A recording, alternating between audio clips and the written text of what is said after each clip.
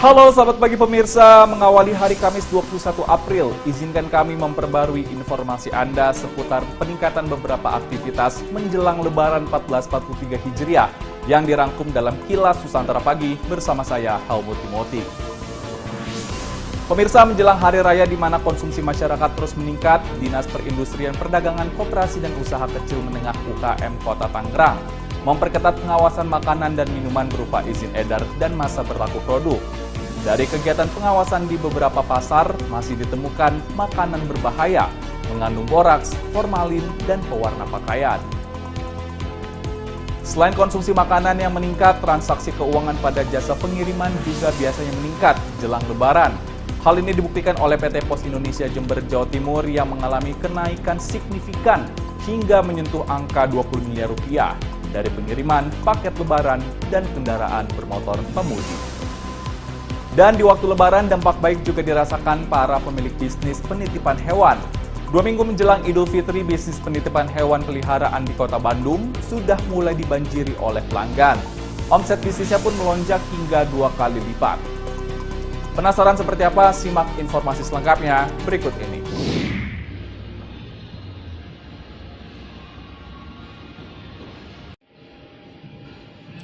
Menjelang Lebaran Idul Fitri 1443 Hijriah, pengawasan peredaran makanan dan minuman diperketat oleh pemerintah Kota Tangerang, Banten dengan menerjunkan tim pemeriksa ke sejumlah pasar atau pusat perbelanjaan Rabu 20 April 2022. Pemeriksaan yang dilakukan petugas yakni meliputi masa kadaluarsa, kelayakan kondisi kemasan, dan izin edar produk makanan dan minuman.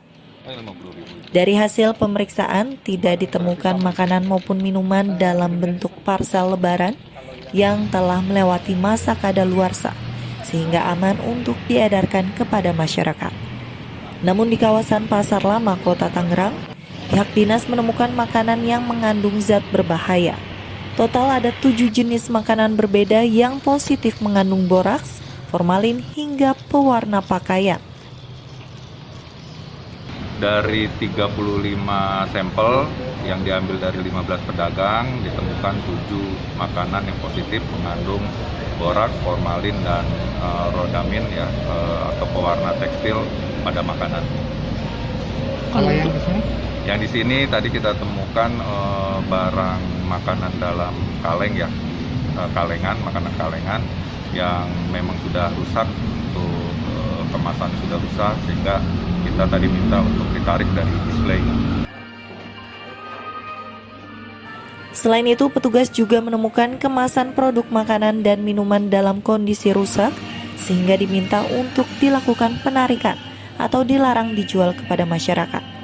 Penarikan produk tersebut dilakukan karena dikhawatirkan mutu dari makanan di dalam kemasan telah berkurang dan sudah tidak layak konsumsi. Dari Kota Tangerang, Agung Andika Indrawan, Kantor Berita Antara mewartakan.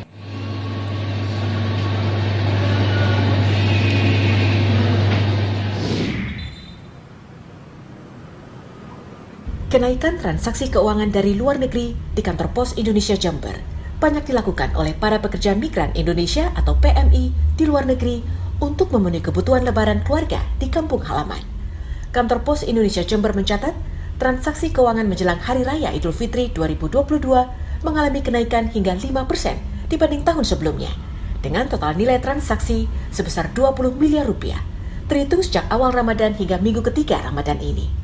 Transaksi keuangan tersebut berasal dari PMI yang bekerja di sejumlah negara, seperti Arab Saudi, Malaysia, Singapura, Hong Kong, dan sejumlah negara lainnya di Asia. Selain transaksi keuangan dari luar negeri, peningkatan juga terjadi pada jasa pengiriman paket barang yang mengalami kenaikan hingga 20% dibandingkan hari biasa. Peningkatan transaksi jasa pengiriman paket barang didominasi dari dalam negeri, berupa paket barang untuk Lebaran seperti pakaian, kue, cenderamata, dan juga pengiriman kendaraan bermotor para pemudik. Kalau untuk pertumbuhan menjelang Hari Raya Idul Fitri ini berkisar antara 18-20%. Sebagian besar domestik, kiriman domestik. Untuk luar negeri, Pak? Kalau untuk kiriman luar negeri ada peningkatan tapi tidak terlalu signifikan. Jasa keuangan kita ada kenaikan juga, tapi hanya sekitar 5%-an lah, kecil. Sampai berapa itu Pak? Kira-kira perputaran? Perputarannya angkanya antara sekitar 20 M. Meskipun terjadi peningkatan pengiriman paket barang, kantor pos Jember tetap melakukan prosedur pemeriksaan barang yang akan dikirim sebagai antisipasi penyalahgunaan jasa pengiriman barang untuk perbuatan melanggar hukum. Dari Jember, Jawa Timur, Hamka Agung, Kantor Berita Antara, mewartakan.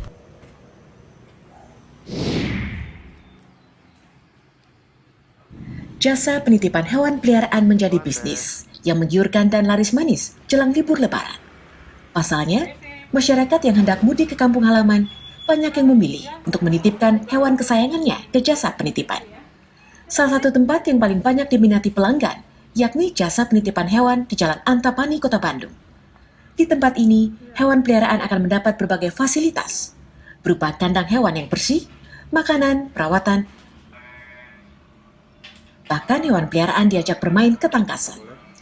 Di musim libur Lebaran seperti saat ini, omset jasa penitipan hewan melonjak hingga 2 kali lipat.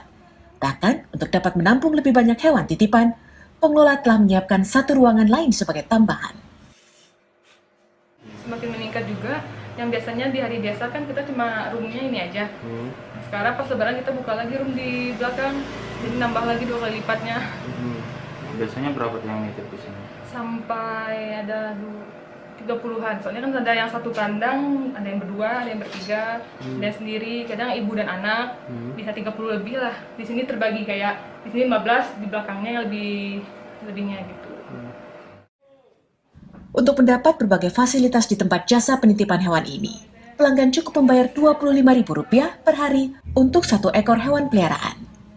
Selain memberikan rasa aman, hewan peliharaan yang dititipkan juga akan tetap terawat meski ditinggalkan ke kampung halaman. Dari Bandung, Jawa Barat, Mardian Syalafkani, Kantor Berita Antara, mewartakan. Senang juga ya pemirsa, di bulan Ramadan tahun ini mengalami peningkatan ekonomi dari berbagai sektor, baik dari sektor barang dan juga jasa. Nah, jangan lupa untuk tingkatkan terus informasi Anda dengan cara mengunjungi portal antaranews.com, kanal YouTube Antara TV Indonesia, dan saluran Disu TV. Pemirsa, kami akan kembali menjumpai Anda dalam tayangan Kilas Nusantara Siang, pukul 13 waktu Indonesia Barat. Terima kasih dan tetap semangat.